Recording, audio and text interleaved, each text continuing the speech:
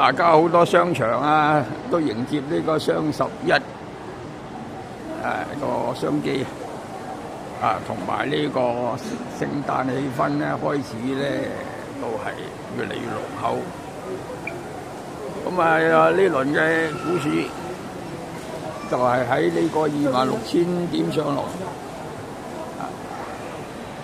基本上就係冇乜大改進。但係唔好忘記呢個中美貿易談判已經告一段落，咁個大市咧亦都升唔翻呢個即係我認為係個牛市就會上3萬點，甚至乎係會衝破。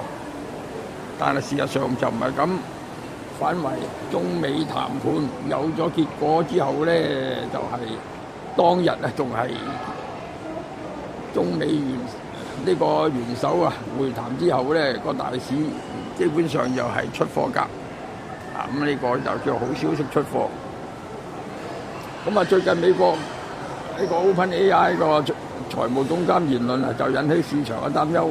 佢哋話咧燒銀紙嚟研發呢個科技喺個市場咧已經集資係有限，最好咧就政府能夠給予援手即係融資咁因為 AI 科技股咧就投資大，就收益咧就唔算多，咁因此就係美國嗰啲科技股咧就因為嗰啲業績宣佈都麻麻，所以咧就係睇淡，就開始陸續出貨。咁相信咧香港亦都會受呢個影響嘅。咁究竟係有咩情況咧？咁我就大家做好分析下。咁最近香港嘅股市咧喺窄幅上落喎。咁喺呢個25,000點至26,000幾點之間咧，1000點上落落。一個禮拜升，一個禮拜跌。咁原因就係除咗AI 科技股之外咧，就係即係人發覺係開始有啲泡沫嘅，又係開始清貨。另外仲有嗰啲叫做基金換馬嗰啲叫做有啲股份係即係入咗呢個染藍藍籌股恒生指數入咗去嗰啲咧就係受咗呢個叫做染藍魔咒。咁基金咧就買入嗰時咧就會上升，但係當入咗成分股之後咧就開始跌喎。點解呢啲就係染藍魔咒。最近嘅例子最佳就係呢個普馬特喺高位300蚊下跌，最近咧就跌到差唔多200蚊，就唔見得1/3。就算係宣布業績都係咁話。最近普馬特宣布業績好都仲係要跌嘅原因就係梗係有嗰啲叫做大戶唱高佢唱好佢出貨啦。因為嗰啲早期嘅投資者大概舊年嗰時30幾蚊買入，咁就已經升咗8倍㗎咯喎，曾經去到340蚊，咁仲唔食糊係咪咧？咁所以咧就係即係如果係跌破200蚊咁先值得考慮嘅，家下都係暫時都觀望下，唔好話家下跌到咁上緊都去買啦係嘛？但如果嗰個大市係將會跌嘅話咧，咁你家買入都係會損失㗎。近期大市就係反覆上落原因就係新股抽水過度。你睇下近日上市嘅新股已經開始潛水啦，有大部分都係跌破底呢個申請上市價嘅。咁所以話就係上升新股上市咧，就係必升嘅神話咧，就係開始打破㗎啦。因為嗰新股上市嗰時係估值過高，同時咧亦都係由於嗰啲人係有目的嚟出貨啫。呢個所以就係所以個新股超過咗半年嗰啲禁售期咧，就開始趁高出貨，所以就係近期咧就好多隻半年出嘅新股都係回落嘅。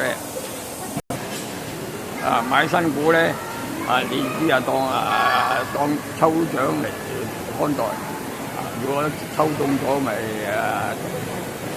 就當一個花紅咯。但係千祈唔好話抽唔中喺高位處追入啊！好似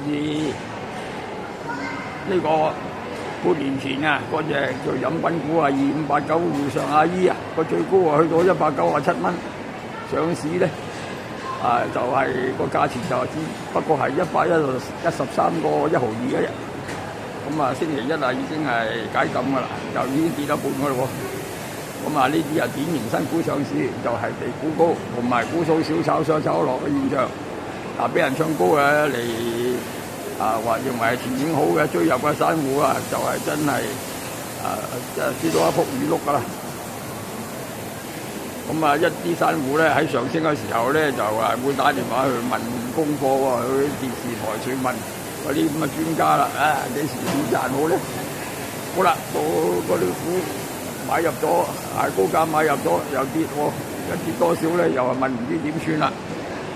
總之咧就係即係令到嗰啲叫做散戶真係欲哭無淚嘅。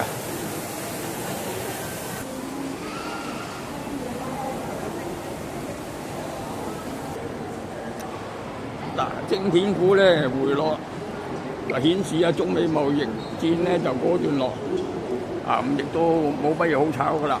因為嗰啲晶片咧就係早一輪就係好多人買，但係而家就不宜追入啦。雖然話有買貴就冇買錯，或者話每次咧回調咧就追入咧就有着數。但係炒股咧就唔炒市就係要小心啦。美國政府停擺就係要小心仲未解決。因為好多數據同埋嗰啲就業同埋消費通脹都仲係唔明朗，就唔排除咧呢個12月份嘅減息就會暫停。到時又會引起一個叫做震盪，所以暫時最好按兵不動。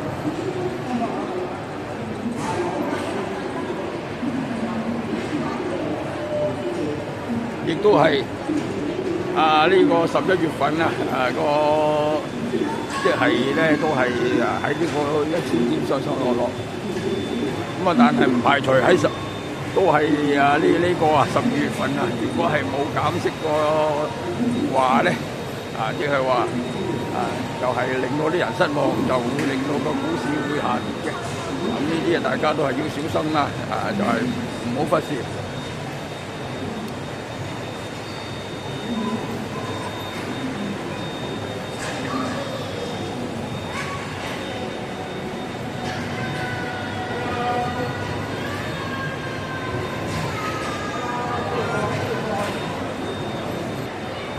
由於呢個股市走勢唔明朗，美國股票咧亦都係睇有出貨嘅跡象，所以咧暫時都係最好咧就係觀望態度，就係按兵不動。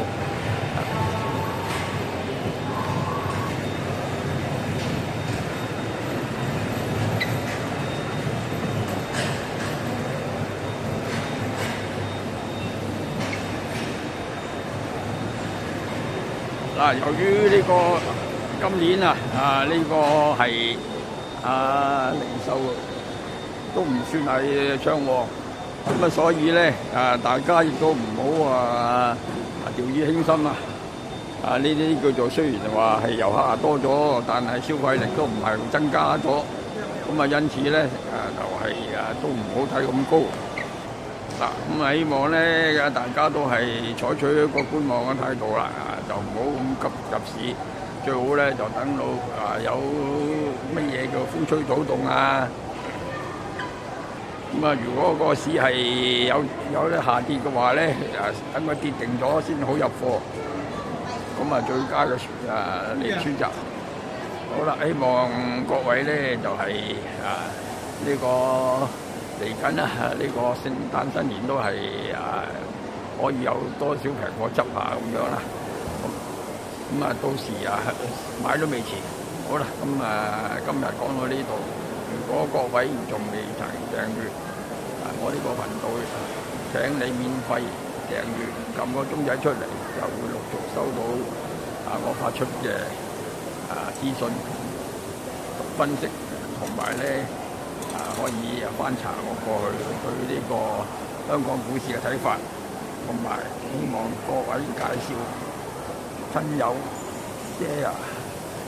分享點讚幾個 like 啦，拜拜。